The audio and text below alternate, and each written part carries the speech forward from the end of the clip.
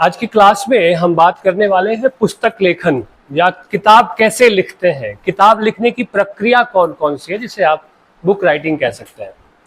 दुनिया में ऐसे बहुत से लोग हैं जो अपने विचारों को, अपनी क्रिएटिविटी को, अपनी जिंदगी के तमाम सारे अनुभवों को लिखकर दूसरों के साथ साझा करना चाहते हैं।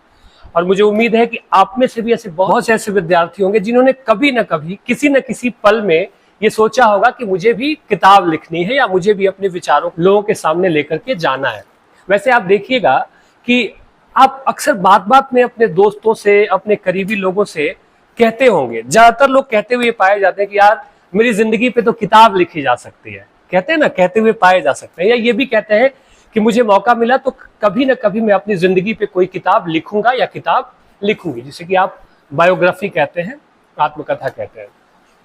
आज की क्लास में हम ये समझने की कोशिश करेंगे कि किताब लिखने के सैद्धांतिक पक्ष क्या क्या हैं, कौन कौन से वो सैद्धांतिक पक्ष हैं या कौन कौन से वो चरण हैं जिन चरणों का ध्यान रखना चाहिए हमें किताब लेखन के दौरान, या जिन चरणों को, जिन प्रक्रियाओं को, जिस प्रोसेस से गुजरकर हम किताब लिख सकते हैं। ठीक, तो सबसे पहली बात जो इसमें मुझे नजर आती है, कोई 8, 10, 12 बातें हैं, बिंदुवार ढंग से उसका मैं जिक्र करूंगा और उसको थोड़ा मैं एक्सप्लेन करने की कोशिश करूंगा।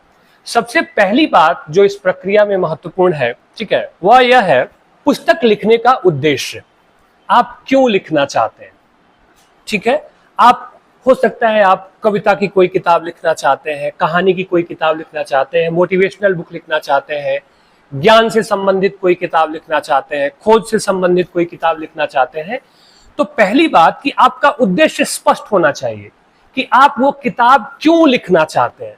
अब उद्देश्य अलग अलग लोगों के लिए अलग अलग हो सकते हैं। अब किसी के लिए उद्देश्य यश कमाना हो सकता है कि मैं किताब लिख करके प्रसिद्ध होना चाहता हूं। प्रसिद्ध कैसे? मेरे विचार अच्छे हैं, मेरा रिसर्च बहुत अच्छा है, मेरा काम बहुत अच्छा है, या मेरी रचनात्मकता या मेरी क्रिएटिविटी बहुत अच्छी है जो दुनिया के सामने जाएगी तो मुझे यश मिलेगा, सम्मान मिलेगा। कुछ लोगों के लिए पैसा कमाने का भी जरिया हो सकता है कि बेस्ट सेलर किताब हो जाएगी, बहुत सारा धन उस किताब से आ सकता है। कुछ लोगों के लिए अपने ज्ञान, विचार और अनुभवों का प्रचार प्रसार का मात्र एक जरिया हो सकता है कि मैंने जो सोचा, मैंने जो विचार किया, या मेरे जीवन के जो अनुभव है, उस अनुभव को मैं एक विस्तृत कैनवास पे, एक विस्तृत दुनिया के सामने मैं उसको लेकर के जाना चाहता हूं। यह भी एक उद्देश्य हो सकता है। या तुलसीदास की तरह किसी का यह भी उद्देश्य हो सकता है कि स्वांतः सुखाय, कि आत्म तृप्ति के लिए, स्वयं के सुख के लिए, खुद को पाने के लिए भी हम किताब या कोई रचना लिख देते हैं। बहुत बार आप जब डायरी लिखते हैं या कविताएं लिखते हैं तो कविता लिखने के बाद या डायरी लिखने के बाद या कोई भी रचनात्मक काम करने के बाद, या हो सकता है आप अगर कविता, कहानी या कोई रचनात्मक लेखन ना करते हो तो भी आप यह महसूस करिएगा कि जब आप पढ़ लेते हैं अच्छे से 1 घंटे, आधे घंटे, 1.5 घंटे और किसी विषय को समझ लेते हैं, तो उस विषय को समझ लेने के बाद आपके भीतर एक आत्मसंतोष पैदा होता है, आपके अंदर एक खूबसूरत सेटिस्फैक्शन क्रिएट होता है। तो वही बात लागू होती है पुस्तक लिखने के बारे में भी कि पुस्तक क्या है? एक रचना है, एक क्रिएशन है। उस क्रिएशन के बाद जो एक सुख मिलता है, जो एक आनंद मिलता है, उस आनंद के लिए भी लिखने की कोशिश में लेखक आगे बढ़ता है। तो सबसे पहली बात कि आपका उद्देश्य तय होना चाहिए कि आप क्यों लिखना चाहते हैं। ठीक है ना, आई बात समझ में? जैसे कि मैं आपसे अक्सर पूछता हूं कि आप क्यों पढ़ना चाहते हैं, तो आप बताते हैं ना कि आप ज्ञानार्जन करना चाहते हैं, आप जीवन में एक अच्छा मुकाम पाना चाहते हैं, आप अच्छे नागरिक बनना चाहते हैं, जिम्मेदार नागरिक बनना चाहते हैं, आपको नौकरी चाहिए, आप अपनी जिंदगी को खूबसूरत बनाना चाहते हैं। तो आपके पास तमाम सारे वो आयाम हैं, तमाम सारी वो व्याख्याएं हैं, वो तर्क हैं, जिन तर्कों का हवाला देकर आप कहते हैं कि आप क्यों पढ़ना चाहते हैं। वैसे ही जब आप किताब लिखने के लिए आगे बढ़े तो वो उद्देश्य, वो विजन बिल्कुल स्पष्ट होना चाहिए कि आप किताब क्यों लिखना चाहते हैं। आई बात समझ में? तो किताब लिखने के उद्देश्य को सबसे पहले हमें तय कर लेना चाहिए। ठीक है, जो दूसरी महत्वपूर्ण बात है वह है पुस्तक की रूपरेखा बना लेनी चाहिए, आउटलाइन उसका तैयार करना चाहिए। ठीक है, अब कविता से संबंधित किताब है, कहानियों की किताब है, या ज्ञान से संबंधित कोई किताब है, शोध से संबंधित कोई किताब है, या किसी खास विषय से संबंधित किताब है, मान लीजिए राजनीति विज्ञान से संबंधित कोई किताब है। ठीक है, तो उस किताब में कौन कौन से विषय आएंगे, ठीक है, उन विषयों का विस्तार पूर्वक विवेचन और वर्णन कैसे करना है, इसकी पूरी रूपरेखा आपको बना लेनी चाहिए। कहने का मतलब यह है कि जब खाका तैयार होता है, ठीक है, तो खाका तैयार होने का मतलब है कि आप स्पष्ट हो चुके हैं उस विषय को लेकर, आपकी सोच बिल्कुल स्पष्ट है, आपके सामने दिशा पूरी तरह से तय हो चुकी है कि आपको अब उसमें क्या क्या करना है। जाहिर सी बात है, आपको कहीं जाना है एक बात, और आपको मुंबई जाना है, आपको कोलकाता जाना है, ये उससे आगे का चरण है, यानी कि आपकी दिशा तय हो चुकी है। अब आपको कोलकाता जाना है, आपको मुंबई जाना है, तो आप ये देखेंगे कि ट्रेन से जाना है, बाई एयर जाना है, गाड़ी से जाना है, तो क्या है, एक पूरा आउटलाइन, एक पूरी व्यवस्था आपकी तैयार हो गई। और जब एक व्यवस्था आपकी तैयार हो जाती है तो आपका काम बहुत सुगम हो जाता है, सरल हो जाता है, क्योंकि आपके काम की दिशा और आपके काम की दशा दोनों ही क्या है, तय हो जाती है। इसे ठीक वैसे समझें कि जब आप एक मकान बनाते हैं तो अचानक तो मकान आप हवा में तैयार करते नहीं है, आप पहले जमीन देखते हैं, कौन सी जमीन है, उसका स्ट्रक्चर क्या होगा, स्ट्रक्चर बनाते हैं, दिखाते हैं उसको आर्किटेक्ट से, ठीक है, उसके बाद आप सीमेंट इकट्ठा करते हैं, बालू इकट्ठा करते हैं, आप मिस्त्री से, राजगीर मिस्त्री जी से बात करते हैं, ठीक है, उसके बाद फिर आप अब उस काम में आगे बढ़ते हैं। तो एक मकान बनने की जो पूरी प्रक्रिया के पहले का जो अभ्यास, एक्सरसाइज है, जो सारी चीजें हैं, वो जैसे आउटलाइन में आती है, वैसे ही किताब लेखन में एक आउटलाइन आपको देखना होता है कि कौन कौन से काम आपको किस क्रम में करने होते हैं। आई बात समझ में? तीसरी महत्वपूर्ण बात, तीसरा क्रम है कि पुस्तक से जुड़ा हुआ शोध कार्य। अब किस विषय पे आप लिख रहे हैं, उस विषय से संबंधित जो मटेरियल है, जो सामग्री है, जो उसके तथ्य है, ठीक है, या अगर हिस्ट्री से जुड़ा हुआ कोई विषय है तो उससे संबंधित जो हिस्ट्री है, वो सारा रिसर्च, वो सारे फैक्ट्स, वो सारी वस्तु सामग्री आपके पास होनी चाहिए। कहते हैं ना कि युद्ध में जब आप उतरते हैं तो आपके पास हथियारों का जखीरा होना चाहिए। एक दो हथियार से काम नहीं चलेगा, जितने अधिक हथियार उतने अधिक आप बलवान होते हैं। और यह भी एक बात बड़ी अच्छी कही जाती है कि अभ्यास में जिस सैनिक का पसीना बहुत ज्यादा बहता है, जब वह युद्ध के मैदान में उतरता है तो उसके खून बहुत कम बहते हैं। कहने का मतलब यह है कि अभ्यास में जो अपने आप को बहुत तपाता है, गलाता है, भिड़ता है, लड़ता है, जब वह असली युद्ध के मैदान में उतरता है तब वह पूरे साहस के साथ, पूरे जोश के साथ और पूरे विवेक के साथ उस युद्ध को जीतने की तैयारी कर रहा होता है, क्योंकि उसके पहले वह लगातार अभ्यास कर चुका होता है ऐसे युद्ध लड़ने का। तो कहने का मतलब यह है कि आप पूरी सामग्री, उस विषय से जुड़ी हुई सामग्री, शोध, फैक्ट्स, वो जितनी भी चीजें हैं उसे आप इकट्ठा करते हैं, अपने पास रखते हैं, ताकि जब पुस्तक लेखन में आप उतरे तो आपके पास जो एक आउटलाइन आपने बना लिया है, जो एक उद्देश्य आपने तय कर लिया है, उस उद्देश्य पे खरा उतरने और उस आउटलाइन जो खाका बनाया है उसको पूरा करने में आपके पास भरपूर सामग्री होनी चाहिए। आई बात समझ में? तो तीसरा महत्वपूर्ण उद्देश्य ये है कि पुस्तक से जुड़ा हुआ शोध, ठीक है। उसके बाद अगली जो महत्वपूर्ण कड़ी है वो ये है कि अपनी वाणी में या अपने तरीके से लिखने की कोशिश करें, ठीक है। कभी हमें नकल नहीं करनी चाहिए, ठीक है। नकल इसलिए नहीं करनी चाहिए कि जब आप नकल करते हैं या किसी और की तरह बनने की आप कोशिश करते हैं तो आप पूरी तरह से आप नहीं होते हैं। आपका जो ओरिजिनल मौलिकता है, आपकी जो आपकी खासियत है, जो विशिष्टता है, वो नहीं आती है। वसीम बरेलवी साहब का शेर मैं आप लोगों के सामने बार बार कहता रहता हूं कि कौन सी बात कब कैसे कही जाती है, ये सलीका हो तो हर बात सुनी जाती है, ठीक है। तो बात कहने का जो तरीका है आपका, जो सलीका है आपका, उसमें आप नजर आने चाहिए। आप किसी को कॉपी करें, किसी की तरह बोलने की कोशिश करें, किसी की तरह लिखने की कोशिश करें, तो एक रोमांच, एक मौलिकता, एक सादगीपन, एक सरलता जो आपके व्यक्तित्व या आपके भीतर की दुनिया में है, जिस भीतर की दुनिया को, जिस ज्ञान की दुनिया को आप शब्दों में बयां करने जा रहे हैं, उसमें एक बनावटीपन देखने को मिलता है। इसलिए हमेशा मैं आप लोगों को भी कहता हूं, अपनी बात अपनी भाषा में अपने तरीके से लिखने की कोशिश करें। प्रश्नों का उत्तर भी जब आप लिखें तो उसे अपने तरीके से ढालने की कोशिश करें, तो अपनी बात अपने तरीके से लिखने का प्रयास करना चाहिए। ठीक है, इसके बाद कुछ और महत्वपूर्ण बातें, जिसमें एक है कि पुस्तक लिखने का सही समय तय करें। ठीक है, और सही समय और स्थान भी, इसमें एक बात और जुड़ जाएगी कि पुस्तक लिखने का सही समय और सही स्थान आपको तय करना चाहिए। अब जैसे कि आप लिखना चाहते हैं कोई चीज, कोई कहानी लिखना चाहते हैं, कोई कविता लिखना चाहते हैं, लेकिन आपके पास हमेशा ये बहाना होता है कि आप बहुत व्यस्त हैं, आपके पास समय की बहुत कमी है, या जैसे कि आप भी हैं, आप पढ़ना तो चाहते हैं लेकिन आपके पास बहाना यह है कि आपके पास समय की बहुत कमी पड़ जाती है। ठीक है, तो कहने का मतलब यह है कि आपको अपनी दिनचर्या पे ध्यान देना होगा और उस दिनचर्या में से आपको अपने लिए, लिखने के लिए, पढ़ने के लिए कौन सा समय ज्यादा उपयोगी है, यह चुनाव करना महत्वपूर्ण होता है।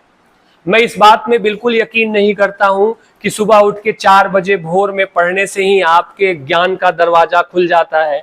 ज्ञान की सारी खिड़कियां 4 बजे भोर में ही खुलती हैं और 4 बजे भोर में ही आप पढ़ेंगे तो आप कामयाब हो सकते हैं। ऐसा नहीं है, यह व्यक्तिगत सुविधानुसार है। किसी को 4 बजे भोर में पढ़ना अच्छा लग सकता है, उसको लग सकता है कि 4 बजे भोर में बहुत शांति है, सुंदर वातावरण है, कहीं कोलाहल नहीं है, मैं 4 बजे भोर में ही पढ़ूंगा या पढ़ूंगी।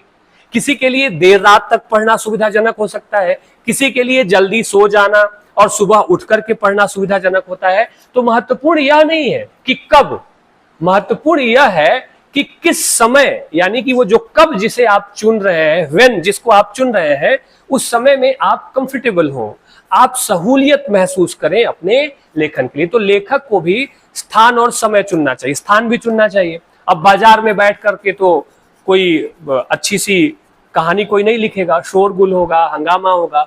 तो शांत वातावरण, शांत स्थान होना चाहिए। आपको बताऊं, मैं निर्मल वर्मा जैसे बड़े लेखक, महान लेखक, वो पहाड़ों में चले जाते थे लिखने के लिए, दूर पहाड़ों में रहते थे, शांति का माहौल, शांति का वातावरण। ये हालांकि ये बहुत व्यक्तिगत बात है, कोई अपने बंद कमरे में भी शांति महसूस करके और लेखन कर सकता है। तो स्थान और समय का चुनाव बहुत महत्वपूर्ण होता है और आपको बहाने से बचना चाहिए। ठीक है ना, वो हर दिन को, हर बात को जो आप कल के ऊपर टालते रहते हैं ना अपनी जिंदगी में, और फिर कल के ऊपर टालना एक तरह से हमारी फितरत हो जाती है, आदत बन जाती है, और हम तब जागते हैं जब एकदम सिर पे पहाड़ गिर जाता है। ठीक है, और आप सब इस बात के अनुभवी हैं कि पढ़ेंगे पढ़ेंगे रोज रोज करते हैं, लेकिन जब परीक्षा आ जाती है तो उस दिन तो आप पढ़ लेते हैं, एकदम रात भर जाग लेते हैं, 2 दिन से एकदम रात भर जाग के पढ़ते हैं, और ये भी महसूस करते हैं कि काश एक दिन और होता तो एग्जाम को तो मैं तोड़ देता, है ना।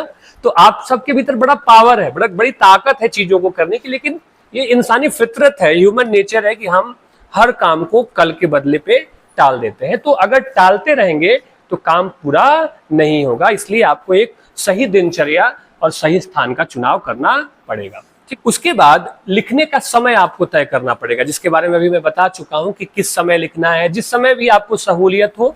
ठीक है, उस हिसाब से आपको अपने लेखन का समय चुन लेना चाहिए। ठीक है, इसके बाद एक और महत्वपूर्ण कड़ी ध्यान में आती है कि अपने पाठकों को ध्यान में रख करके लिखें। अब मान लीजिए आप बच्चों के लिए कहानी लिख रहे हैं या बच्चों के लिए कविता लिख रहे हैं, तो आप वहीं लिखेंगे, मछली जल की रानी है, जीवन इसका पानी है, हाथ लगाओ डर जाएगी, बाहर निकालो। क्या कविता भी नहीं याद करते आप लोग? क्या गाओ तो चलो, मछली जल की जीवन इसका हाथ लगाओ डर जाएगी, बाहर निकालो मर जाएगी।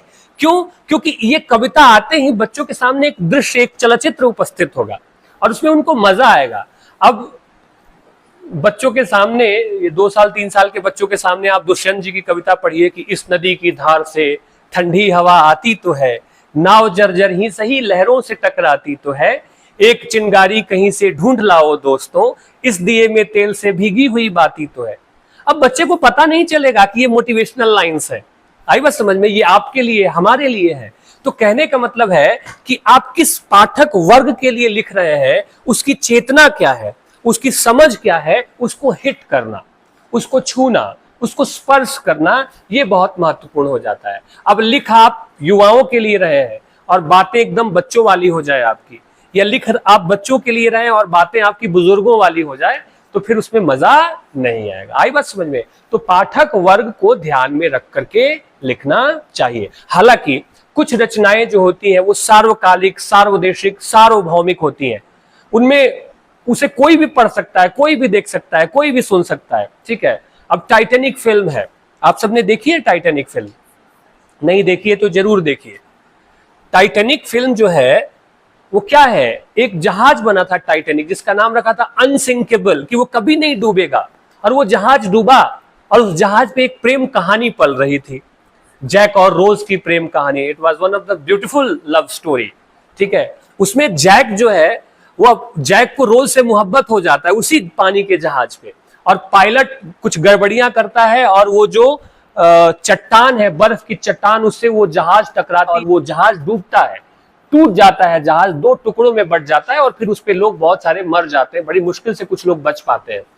तो क्या है कि जैक जो है, वो जो हीरो, अपनी प्रेमिका को बचाने में अपनी जान गंवा देता है, ठीक है। तो अब वो फिल्म में जो पात्र हैं वो सब हॉलीवुड के हैं, लेकिन जब हम श्रीलंका, अमेरिका, यूरोप, किसी भी दुनिया में बैठा हुआ दर्शक जब उस फिल्म को देखता है तो उसे एक कनेक्शन महसूस करता है उस जैक से एक जुड़ाव महसूस करता है, क्योंकि जैक के जो इमोशंस हैं वो सिर्फ जैक के नहीं होते, वो सबके हो जाते हैं, हम सबके हो जाते हैं। इसे हम हिंदी में साधारणीकरण कहते हैं, कि कैरेक्टर को, ड्रामा को, नाटक को या फिल्म को देखते हुए, ये जानते हुए भी कि ये फिक्शन है, इसमें कल्पनाओं का बहुत सारा सहारा लिया गया है, लेकिन हम उससे कनेक्टेड हो जाते हैं। बागवा फिल्म देखते देखते पेरेंट्स रोने लगते हैं, उनकी आंखों से आंसू छलकने लगते हैं। दिस इज कॉल्ड साधारणीकरण। ये जनरलाइजेशन है कि कैरेक्टर की जो फीलिंग्स है, वो कैरेक्टर की फीलिंग्स कैसे पाठक में और दर्शक में चली आती है। आई बात समझ में? तो आप जिस भी विषय पे लिखें, कविता लिखें, कहानी लिखें, उपन्यास लिखें, उस पात्र को, उस कैरेक्टर को, उस बात को पात्रों के बीच भीतर कैसे ढाल देना है, कैसे उनके भीतर पहुंचा देना है कि एक कवि का अनुभव, एक लेखक का अनुभव पाठक को लगे कि ये मेरी बात है, मैं भी इससे जुड़ गया। ये विशिष्टता होती है कि उसको कैसे दर्शक तक पहुंचाया जाए, ठीक है। और एक और महत्वपूर्ण बात, मुद्दे से ना भटके, ठीक है, मुद्दे से ना भटके। जिस विषय पे, जिस मुद्दे पे आप लिख रहे हैं उसको एकदम पकड़ के रखें, ठीक है ना, उसी के इर्द गिर्द बातें हो प्रकारांतर से, और अगर दूसरी बातें आते भी हैं तो उस मुद्दे को क्या करने के लिए आए, मजबूत बनाने के लिए आनी चाहिए। इसके बाद अगला जो काम होता है वो संपादन का होता है, एडिटिंग का होता है।